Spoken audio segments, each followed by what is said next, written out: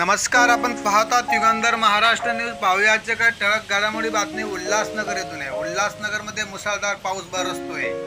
मुसळधार पावसामुळे रस्ते झाले जलमय झालेल्या रस्त्यामधून वाहन चालकांना वाहन चालवताना तारेवरची कसर करत मार्ग काढावा लागत आहे.